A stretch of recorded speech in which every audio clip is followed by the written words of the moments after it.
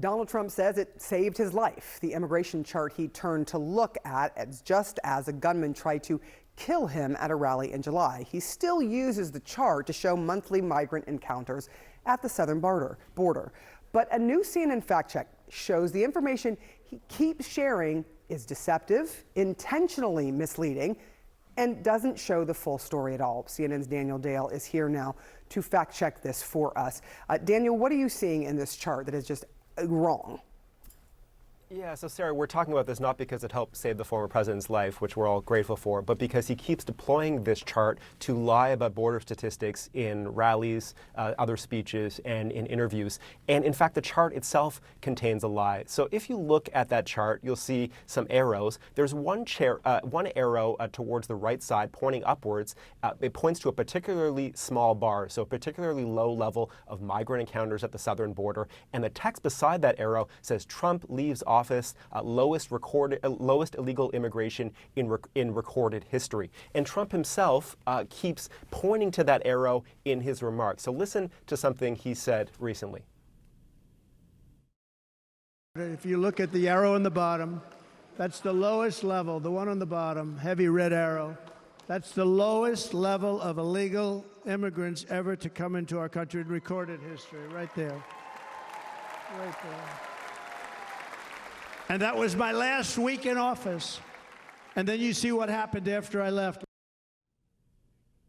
So here's the lie. That arrow does not actually point to when he left office in January 2021, and it certainly doesn't point to his last week in office. What does it actually point to? It points to April 2020, so with more than 8 months still left in his term, when migration around the world plummeted because of the beginning of the COVID-19 pandemic. So in that month, April 2020, the Border Patrol had about 16,000 encounters with migrants in between ports of entry at the southern border. And then after April 2020, with Trump still in office, the number of encounters rose each and every month. So for more than 8 months, going up to more than 75,000 encounters when he actually left office in January 2021. Now, it is true that the number of encounters continued to increase when President Biden and Vice President Harris took over. But what this arrow falsely claims, and what the former president himself is falsely claiming, is that the low point occurred when he left, and then it suddenly began increasing when, in fact, Biden and Harris took over, when the number was actually on an upward trend for about 3/4 of a year before they were sworn in. So a classic example of how you can lie, how you can deceive using so-called statistics. Sarah? And no one knows, right, because there's a lot going on, but I just want to point out, because there's a lot of arrows here, this is the arrow where he says Trump leaves office, and this is where the big fact check needed to happen. That's right. That's the bad arrow. Daniel Dale, we always love having you. Thank you so much. John? You approached the wall. I touched the wall, and now I'm in deep all the trouble. way up to the wall. You almost touched it. I might have touched it, John, but don't tell anyone. The bosses are watching. Who knows what will happen? It's like crossing streams in Ghostbusters. Who knows what happens if you touch it? All right. This morning, more than 200 Republicans who previously worked for former Presidents George H.W. Bush, George W. Bush, and or former Senators John McCain and Mitt Romney, they signed a letter backing Vice President Harris for president. The list includes former chiefs of staff, press secretaries, campaign managers, interns. There are some interns on the list as well. With me now is Rosario Marin, former U.S. Treasurer under George W. Bush. We saw your name on the dollar bill. Nice to see you in person this morning. Now, your name is not on this list, but you are supporting Vice President Harris. Why? Yes. So back on July 31st, I put out a statement saying that I support Vice President Kamala Harris because we have seen what 40 out of 44 cabinet members of Donald Trump have warned us. We have seen what they have said. I don't know him. I have never been in the room with him, but I have been with President Bush, with Senator McCain, with Mitt Romney. These are honorable men. Donald Trump is not. And I have seen and I have heard people who have worked with him saying he's going to be a danger. If he was a danger before, he's even more dangerous now. And the fact that he has said that he will be a dictator from day one, that should scare all of us.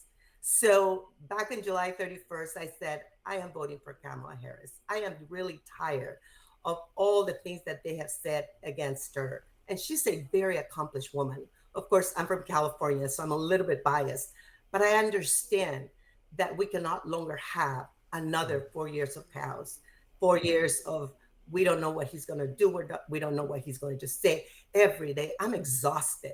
Every day. When he was in office, I was just exhausted. We don't need 4 more years of that. You know, I'm curious. You said July 31st when she was a candidate.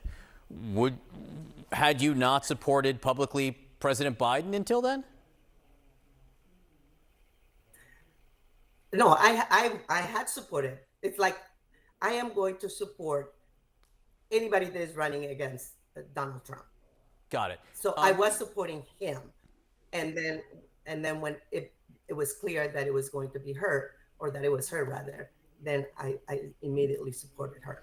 Well, you mentioned the former cabinet officials, White House staff, and others, people who have worked for Donald Trump, who are either now supporting Harris vocally or not endorsing Trump. There are all different variations here. We've had conversations about this, and some Trump supporters will say, oh, these are people who just couldn't get on board with all the changes that Trump wanted to make. This doesn't speak to his leadership style or what he's like behind closed doors. What do you say to that? It speaks precisely to his leadership styles. See, a leader brings people together, creates consensus. A dictator sets either my way or the highway. And isn't it interesting how the people that know him the best would not support him? That to me speaks volumes. Most of us, I mean, I saw many of the people who I work with, who I have this tremendous desire to keep our democracy strong and growing. All of those people, those 200 people, yes, they're all levels. You know, I know he mentioned something, these are nobodies. Like, are you kidding? These are people that work so hard for whether it was in the administrations with both President Bush's or with Senator McCain or with Senator Romney or in their campaigns. These are people that really, truly care, not just about our party, but more importantly about our democracy, about America, about the United States. And so if all of these people, and every day, John, every day we have more people coming on board, Republicans. And I know it's not easy. I know it's not easy for Republicans, you know, stalwart Republicans, people that have been on the trenches. I know it's not easy. But the reality is, if he gets back into the White House, God knows what's going to happen to our great nation. So I would hope that more and more, and we have seen, we started with some, we had a call with 72,000, we hope mostly Republicans, joining the call, and they're all saying, we need to come together. We need to save America from Donald Trump again. Former Treasurer Rosario Marin, thank you so much for being with us this morning. Appreciate your time.